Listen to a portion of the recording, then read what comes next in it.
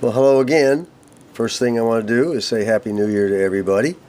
I want everyone, if you don't do anything this next year, get out of debt. Get out of debt. Debt is a killer. It will destroy you, your family, everything. If you're in debt, get out. Now you hear my voice is kind of messed up because yours truly contracted COVID over the Christmas holidays. It started on the 21st of December. Can you believe it? I had all year to catch COVID. I had to wait till the 21st of December to get it. And my grandson went on a cruise, and apparently there was COVID on the ship, and he brought it to me. He swears up and down he didn't, but I know he did because it started with tremendous sinus congestion and, you know, the body aches and all that other crap that went with it. It lasted about a week, but no problem. I had got 5 COVID shots, plus I have O-negative blood. O-negative blood has been proven to cause diminished symptoms in COVID. They found that out right in the beginning. I said, wow, that's cool because I got O-negative blood. Anyway, after about a week, it kind of went away, and I was feeling better, but I went ahead and got a COVID test because at first I thought it was just like, you know, I got myself a good case of the cold here. Maybe, and then it started to feel like the flu, and then I got some other crazy symptoms, and I said, and they were all mild, of course. I went down and got one of those BNACs test kits, tested myself, sure enough, got the COVID. So, what I'm going to have to do right now, you're probably hearing a very, very bass voice. I can't shake, everything's fine with me now. I never did get really, really ill, but I can't shake the sinus infection. Next month I have an appointment. If I still have it next month, I have my yearly physical with doc. I'll just tell him, look, give me something here. You know, I'm tired of putting up with it. Hopefully it'll be gone by then. But what I'm going to have to do with the rest of this video is I will edit the video and change the pitch in my voice so you don't have to listen to something that sounds like I'm talking down a well, okay? So from here on out, the voice will be a little bit higher, I hope. Anyway, next thing I want to do is I want to thank George H. and Carol B. for sending me a nice Christmas card. It was very nice of them to do that. And by the way, they sent me 2 of them. Now there's some people that want you to have a nice Christmas. 2 cards from the same people. George H. and Carol B. And along with that, he sent me a installation instruction that he came across for a TV remote controlled called a IT. This is kind of interesting. Essentially, you just take loose the channel changer on your old TV and then attach this to the shaft.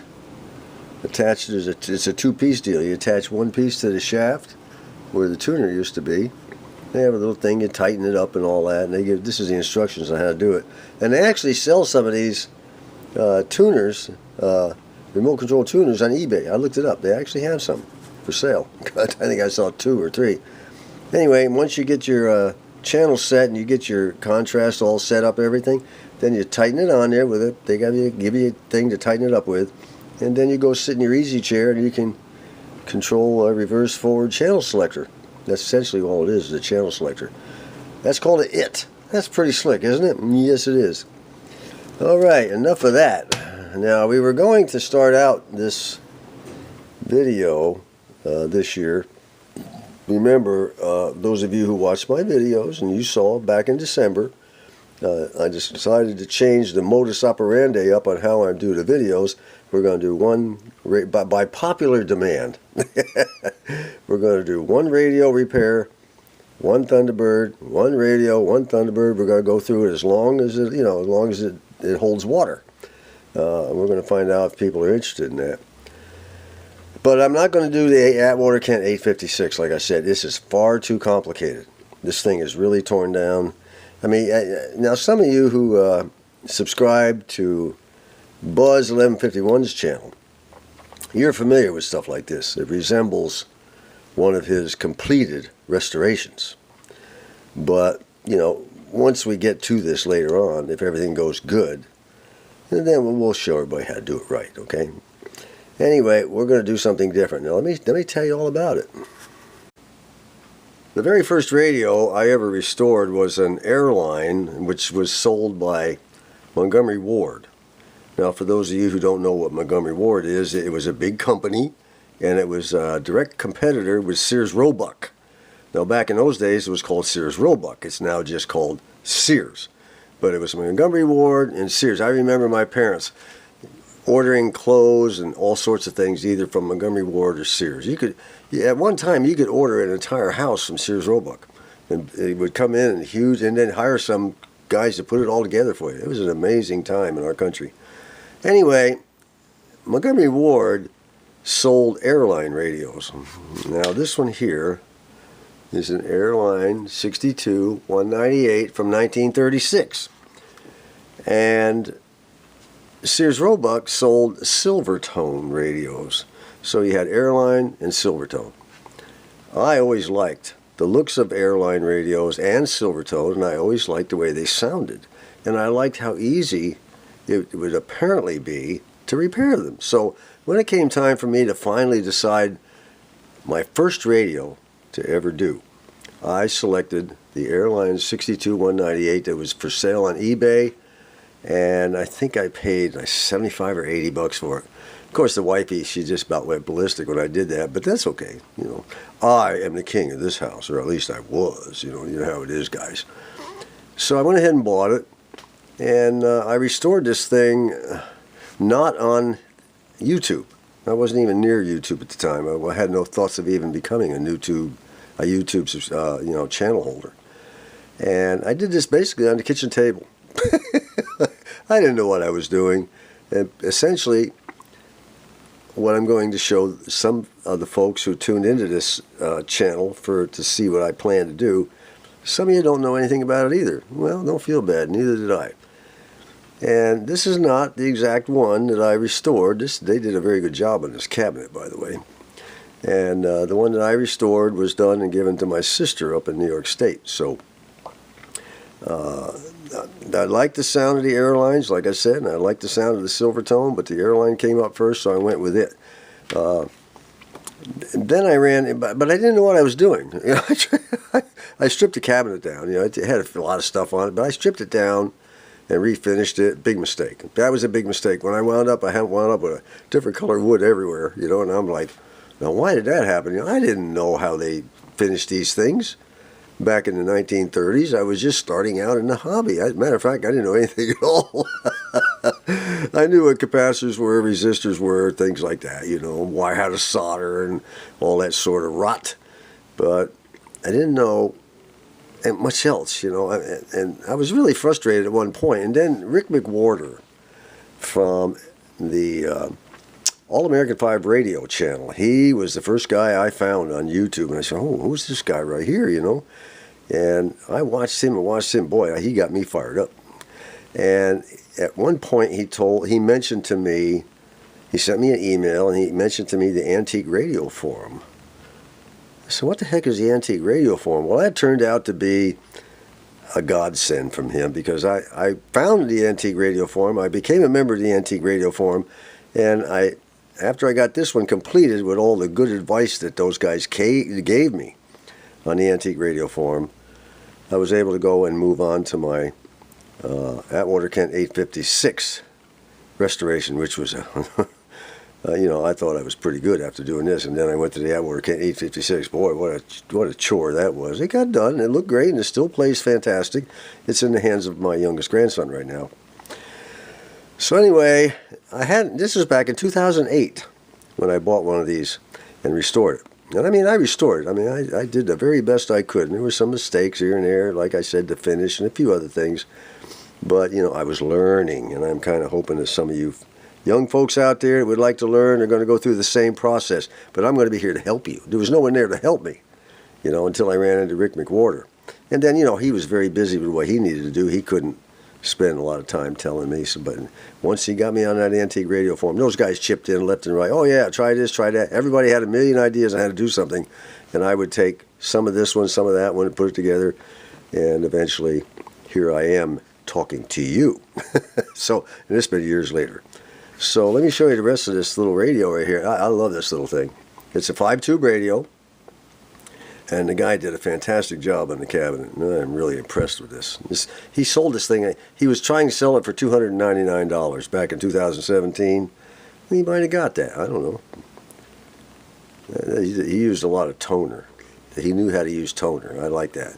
But at the time, I didn't know what toner was. I never heard of toner. Okay, that's how far. Man, I was like down. I was like at the bottom of the knowledge pit. You know. Look at the top of that thing. He did a fantastic job. I'm very, very impressed with this. But here's where his failings were, I thought. He didn't do anything with the chassis. You know, when you have a radio that beautiful and a fantastic finish, he did the inside even, which was very nice. He should have done something with these edges. I think he should have done something with the edges of the radio. And this thing here is kind of messed up. But, you know, he should have cleaned up the chassis. But, you know, it's his radio. Do what he wants. Make it shiny. And he could have done something more, I think. And incidentally, this radio has a... this audio output transformer should be up here in the right-hand corner, by the way. And this is radio I liked a lot because I didn't realize it at the time. But this actually goes down to a plug in the front of the radio that'll unplug. You can remove the chassis. I'll show you that later. So anyway, that's what an Airline 62-198 from Montgomery Ward looks like from 1936. It was made. Now, Montgomery Ward did not make those radios. They had them made by a company called Belmont Manufacturing Company in Chicago. Now, all of you, especially the new guys, if you've never been to my channel before, are probably wondering, what's all this leading up to? I'm going to tell you what it's leading up to. What you see here is during the Christmas holidays, I was able to purchase another Airline 62-198.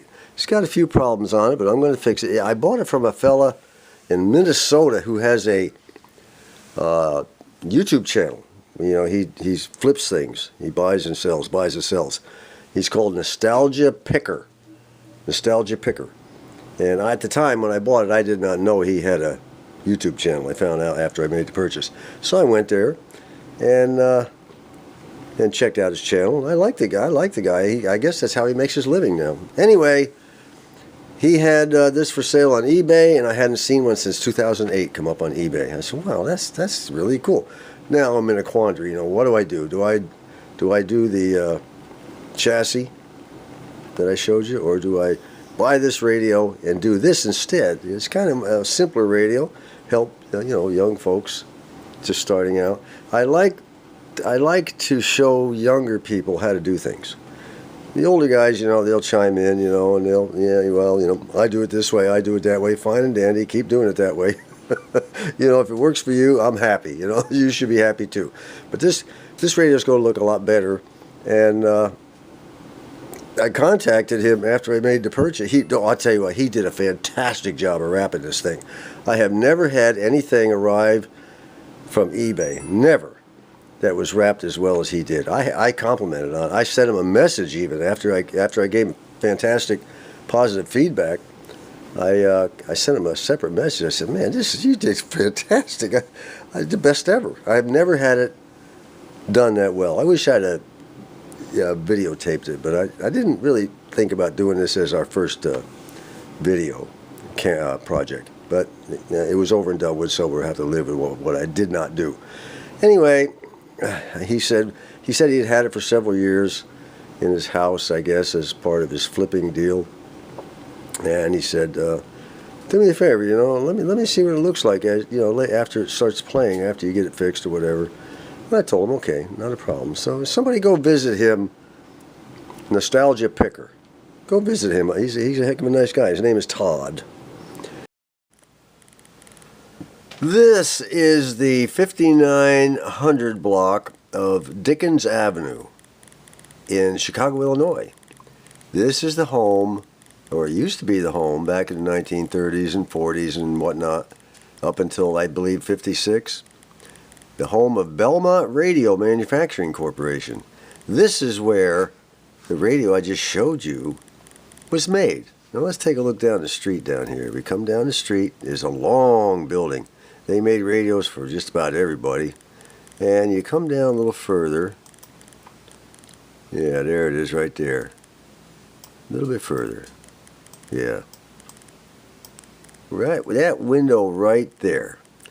That's where the final inspection and checkout took place of the radio that I'll be restoring with you.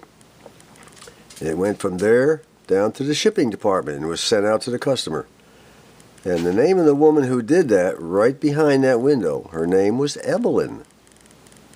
And I challenge anyone to prove me wrong. Once I got it out of the cabinet, I began to realize, I said, you know, this thing is in really good condition, you know. And then I went ahead and checked the underneath. It's got a lot of rust on it, but, you know, we don't worry about that at this stage of the game. Even the transformer's looking kind of ratty. Well, I got my little doggy here. He's wanting me to pick him up. I'm sorry, sweetheart. I can't pick you up right now. I'm doing something on YouTube. Or at least I'm trying to, okay? This is my little buddy. He's my Velcro dog. He thinks he should stay in my lap 24 hours a day. He's a good feller. No, you're going to have to get down. You're going to have to get down. Thank you. I'm sorry. A little bit of my family here. I've only got 2 doggies left. Anyway, this is what it looks like underneath. It had some dust. I blew it out with my air compressor. And, you know, you can see that the electrolytic capacitors have been replaced. And I think all the rest looks original. And I was thinking, I said, you know, I'll bet you, I didn't see anything burned, any of the caps exploded on the end. I mean, it all looked fairly good. I said, I'll bet you, I was in contact with Brendan, by the way, about this. And I said, I'll bet you I can fire this, bring this up on my Variac, nice and slow and easy like, and it might play. All I had to do was change out the power cord. The power cord was really screwed up. It was just messed up, okay? So I got rid of it, and I had an old power cord sitting out in the shop, out in the garage, and I went ahead and hooked it all up. This thing, all of these were stiff. I sprayed everything out, you know, with my contact cleaner. You know, just basic stuff, and just stuff that any radio restorer would do, or anybody would do if they first got a radio. Just a little spray here, a little spray there. I've used this, this is stuff I buy at Walmart. It's called QD electronic cleaner. Over in the automotive section, it works great, you know. Spray it out, get it clean, and then I pulled all of the tubes out. And I didn't check any of the tubes. I just pulled them all out, and I cleaned the outside glass. I took a wire brush, and you see my wire brush here if I can find it. I'm always prepared, as you can see. You know, I had it here. This little booger right here. I took each of the tubes out and wire brushed the pins, you know, on the bottom. Cleaned them up really good, and then sprayed them with the contact cleaner, and then sprayed down in the holes on the socket, on each of the socket. So essentially all I was doing was, you know, taking any residue off and everything. And then I went ahead and brought it up on the Variac. So what do you say we do that again? Oh yeah, one other thing. I changed the light bulb, the dial light. This thing here has a dial light that just clips. It just clips on this piece of metal right here. I mean, that's all I did. Just basic stuff. You know, anything you would, just like if you bought a car for the first time, you'd clean it up. You know, you'd spray this and spray that, spray the seats and all that. That's all. Nothing. And I didn't know if it was going to work or not. So I now have the antenna wire hooked up to. I have an antenna up in my attic. I ran it all the way around the rafters years ago, and then ran a wire through the ceiling, a hole in the ceiling. Of course, wifey was real happy about that too. So, but I am the king. I was the king then. I'm still the king. Anyway, and the only problem I ran into that I have not yet fixed is there is a slight hole. Let me get this thing turned around where you can see with this light I got here. This thing has a very slight hole right here. I'm going to have to patch that right there. Okay? Nothing else other than that. Alright, now the way I have this set up for those of you who have just tuned in or have never followed any of my radio repair vids or restoration videos, I have an isolation transformer, I have a Variac, and I have an amp. This is what I guess an AC amp meter, and I put a separate plug here. I don't, and over here is my volt. I read my volts and I read my amps while I'm bringing up the power to find out what the current draw is of the radio. I'm not one of these dim bulb tester guys. As far as I'm concerned, that's old hat, okay? That is old hat. I want to know exactly what's going on. I don't want to see a bulb lighting up or not. You know, I want to see, I bring it up very slow on the variac. And I want to see exactly what the amps are. Now I have this on the 1 amp scale. The 1 amp scale is the top scale. And if that thing begins to get up around this area right here, I'm starting to get very nervous. I'll shut it down, okay? Half an amp or more, forget it. I mean, depending on how many tubes I have, you know. And there again, I am no Mr. Carlson lab guy. He's brilliant. I'm a hacker, okay, and I can do things. He does things. His pinky knows more than I do. All right. So let's go ahead and see what we can do. I'm going to go ahead and turn off this. First thing I'm going to do is turn on my isolation transformer. Isolation transformer. I'm going to say it again. Isolation transformer. Do not even consider doing anything like this without an isolation transformer. If you do, you're nuts. Now comes the variac, and the reason this is blanked out here is there was a voltmeter in there, and I didn't want to see the voltmeter. I wanted to rely on this voltmeter over here, okay, instead of this one. Now what I just told you is a complete lie. I spilled some cleaner on it one day and it screwed up the lens. I think it was like acetone or something. Okay, anyway, I'm going to go ahead and you turn it down to 0. It's not a bad, it's a nice little variac transformer. I bought it years ago on eBay, and it's lasted me all these years, no problem at all. This I bought also on eBay. They came out of a high school laboratory. They're built extra tough. It's called a Hampton, and they're built very tough because in the laboratory where kids were, they were always shooting, you know, high voltages, currents through it, and everything. It had to withstand what the teenagers were, you know, while they were learning. And they came out of a school. They had like 4 or 5 for sale on eBay. I grabbed one up and I've used it ever since. Fantastic. Okay, I've got this on. I'm going to turn on the variac. That's on. And now all I'm going to do is start rotating this knob on the variac while I'm watching the voltmeter. No, I'm not going to turn the light off yet. I want you to watch the voltmeter with me. And we'll go between the voltmeter and the amp meter, okay? Or the ammeter, I guess they call it. So here we go. I'm just going to slowly bring it up. Maybe make sure the switch is on. Now it is. Turn it right on up. Now, will we get anything during the day? I don't know. You'll notice there's no dial light right now. Nothing at all. So let's go over here. This is the part I always used to love when I come home at night. Years ago, I'd come home at night. I worked the middle shift, and I'd come home at night at like 10:20. And then I'd fire up the bench here and get everything going and slowly bring up radios that I thought that were repaired and ready to go. That was an exciting time. Exciting days. That was years ago. Okay, here we go. Let's take it up to, this is the way I would normally do it. I would take it up to about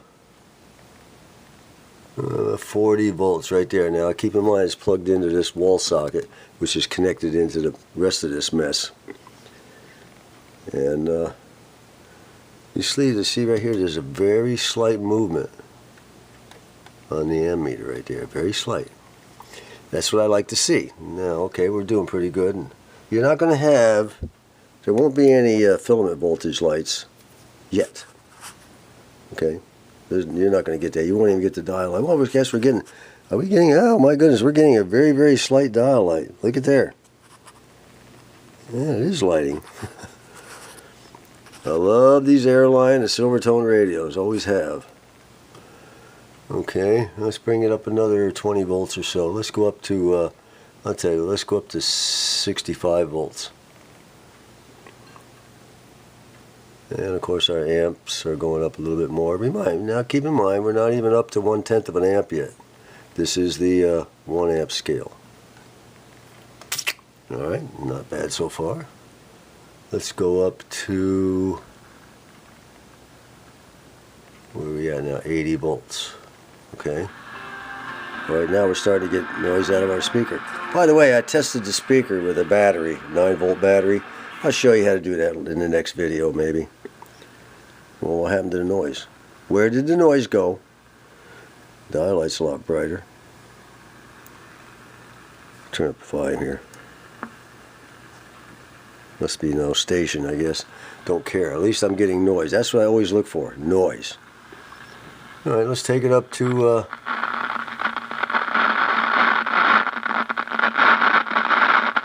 100 volts. There's our amp. Our amps are still very, very low. Okay? I like that. Now, if this had been like a 6 or 7 tube radio, it would probably be up to here right now. But this is only a 5 tube radio, okay? Alright, let's go up to 110 volts.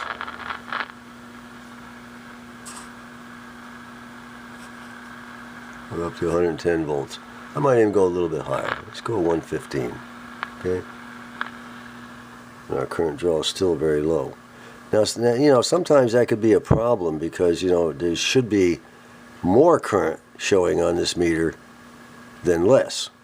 Yeah, if I take this up, if I were to take this up to 110 volts and it was sitting down around 0, I'd notice something was wrong with the tubes. Okay, now let's go ahead and turn out this light. I'm happy with the way it's sitting. Back up on the video. Let's see if we can get a station in here. This thing here is what normally turns the dial needle. It engages with the edge. Well, there, that came on. I don't know why. I guess I must have bumped something or other. But anyway, there's like a wheel back there that's similar to this one right here. Little sandwich-looking thing. It's behind, and it engages with the edge of this dial this light diffuser, and turns it. And when it turns it, it turned the dial.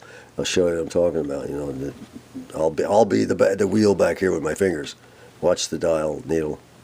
See how it goes back and forth with the diffuser.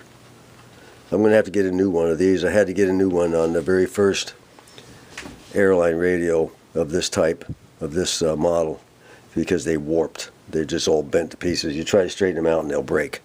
I've already broken this one. I got it glued back together. You can't hardly see it. You can see some of it right down there, but I got it all glued back together. It's nice and tough. But it's got to go. I know a way to do that. Okay, let's see if we can't get it up here. I think my volume control might need a little bit more spray down in it. Let's see if I can find a station.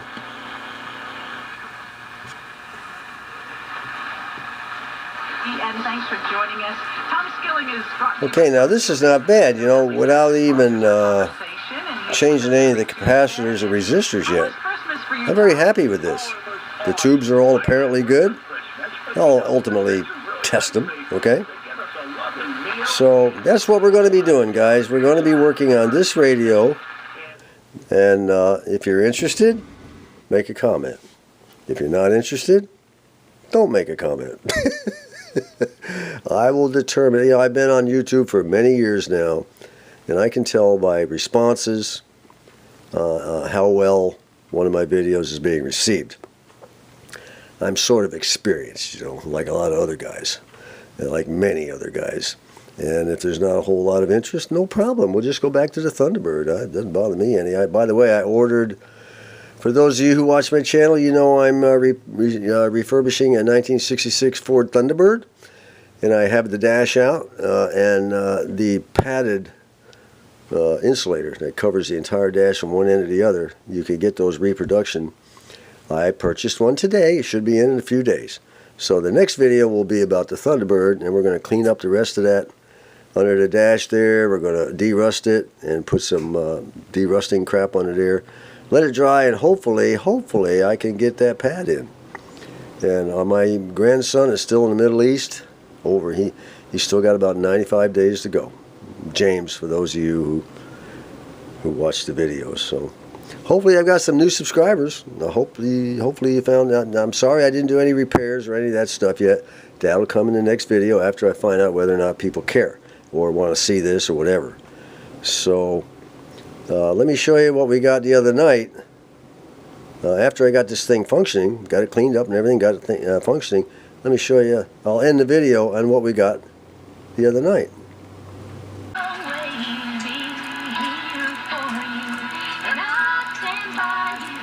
Now that's what I'm talking about. It's about coming up on 7 o'clock at night.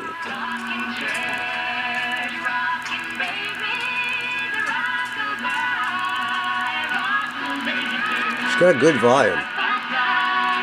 Unfortunately, there's no tone control or nothing. Would have been nice to have some of that. Well, I hope I didn't bore you too much. I just wanted folks to get to know me a little better who may have first time stopped in to see us. Until next time, this is John.